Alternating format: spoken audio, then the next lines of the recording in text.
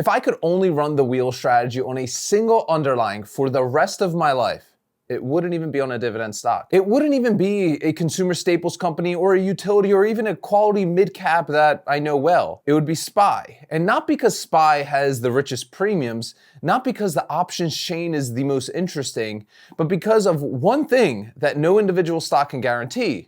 SPY has always come back. Every correction, every bear market, every crash in modern history, it has always returned to new all-time highs.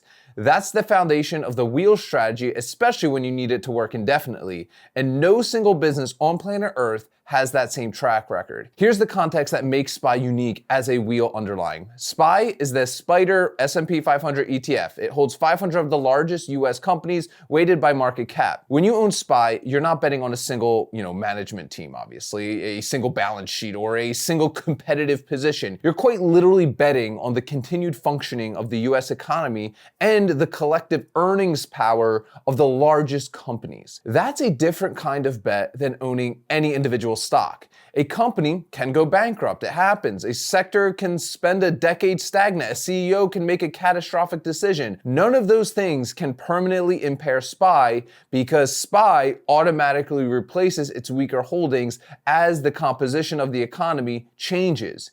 In the 2020 COVID crash, SPY dropped 34% in 33 days. It recovered fully in 5 months. In 22, SPY fell 27% over 9 months. Recovery took 18 months. 2008, SPY dropped 55% and took 4 years to recover. Every one of those recoveries produced new all-time highs though. That pattern, sustained across every major market event since the fund's inception in '93, is the structural argument for running the wheel on SPY over any time horizon. And here's the framework that makes this more than just buy SPY.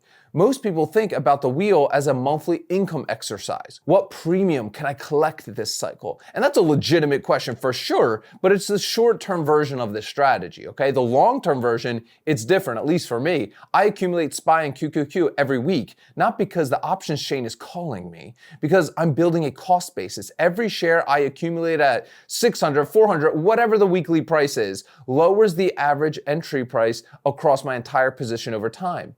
Decades of weekly purchases through different market environments produces a cost basis that's meaningfully below whatever the current market price is going to be. And that low cost basis is the retirement asset, not the premium from any given cycle. The premium is the method. The cost basis is the result. And the lower the cost basis is relative to the market price when I retire, the more room I have on my covered calls. Okay? Now let's talk about why cost basis changes this whole covered call game if you didn't get it. Here's the specific retirement mechanics that make this strategy work, especially for me. Imagine you've accumulated SPY over 15 years with a dollar cost average basis of, let's say, $3.50 a share. SPY is trading at $5.50 when you retire, let's just say. You have $200 per share unrealized appreciation. That cushion is what gives you flexibility on the covered call side. A covered call at $600, $50 above market price, has zero risk of being called away at a loss. If it gets called away, you sell shares at $600 with $250 gain per share from your original cost basis,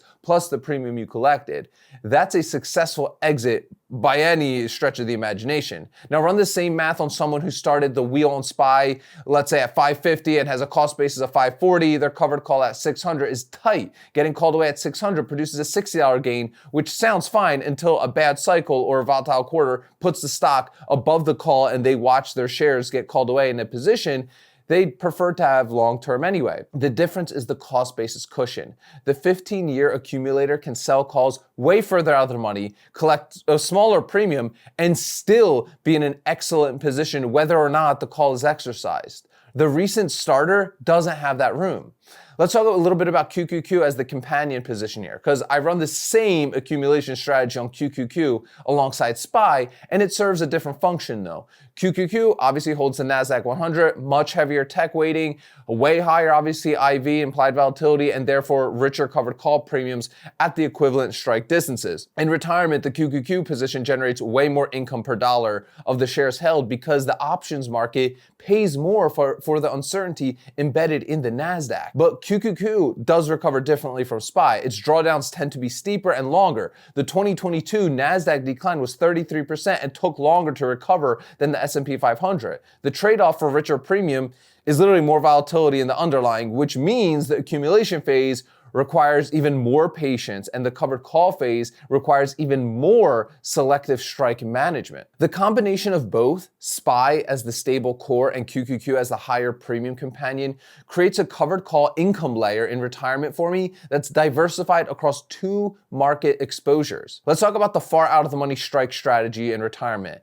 And here's what a low cost basis actually enables in practice. Let's say with a 350 cost basis on SPY trading at 550, you could sell covered calls at 650, nearly 18% above the market. The probability of being called away at 650 at any given 30 to 45 day cycle is very low. The premium is modest but real, and the position is nearly impossible to be called away at a loss, because the gap between your cost basis and any reasonable strike is so massive. You're not trying to maximize premium per cycle anymore. You're literally just generating income from a position that costs you significantly less than the market value, with calls so far out enough that you participate in most any further upside. This is what a long accumulation period actually buys you. Not just more shares, but a strategic flexibility that people just entering the strategy literally can't even have. The best wheel underlying isn't the one that generates the most premium today, okay? It's the one that supports the strategy forever, through corrections, through assignments, through periods when the market doesn't cooperate at all. And SPY is the answer because of what it does over long periods of time. It comes back always. That behavioral certainty changes the risk profile of every assignment. Getting assigned on SPY in a drawdown, in my opinion, isn't a problem, right, to recover from. It's shares of the US economy at a lower price. The covered call phase that follows is income generation on an asset that literally has always eventually been worth more. The accumulation game running underneath, right, the active trading, is what most content ignores. The premium each month is the surface activity. The cost basis being built every week is the retirement asset. 10 or 15 years from now, the investor who's been accumulating SPY and QQQ every week will have a covered call income strategy with a flexibility and margin of safety that you literally can't build in a few months or just a few years. So here's how I'm personally running all this. I literally buy SPY and QQQ every single week, no question, fixed amount regardless of what the market does. Not because I'm trying to time anything, it's because I'm building that cost basis that we talked about across many price points as a possible over years. And on the active option side, I don't really run covered calls on SPY and QQQ. I did a while back, right? But I don't run them the same way I run on individual stocks. These are positions I genuinely want to keep growing. I sell calls on them occasionally, literally when the setup is right. Typically after, let's say, a significant run up where I'm comfortable letting some shares get called away. But I don't systematically sell calls every cycle on SPY and QQQ, okay? The retirement plan is to flip that ratio. Accumulate now, generate income later from a cost basis that makes the covered calls nearly risk-free at any reasonable strike. And that's the game, at least for me. It takes years and years to build. It runs for decades once it's built though. So I got some questions for you guys as always in the comments. Great conversations down there as always. Are you currently accumulating SPY or QQQ on a regular or weekly schedule, or are you waiting for the right price before jumping in? And number two, have you thought about your covered call strategy differently based on your cost basis, or are you treating kind of like every position the same regardless of when you bought in? Drop those comments down below. Also, make sure if you are a beginner, head out down to the Ark Options Workshop. It is the first link in the description. At the end of that training, I give you my 15 favorite stocks, all under $30 that I love running the wheel strategy on. You get my 2 income calculators as well as my full trade log template. You'll also learn about our 100 contract club. We just sent out our 7th award, now donating over 400 Bibles to those who need it most. You also learn at the end about our option seller school if you're looking to surround yourself with extremely cool and extremely smart individuals talking all things options day in and day out. I talk a little bit about that mastermind at the end of the Ark Options Workshop. So click that first link in the description of today's video, guys. Remember to sell options, collect premiums, repeat. I'll see y'all tomorrow.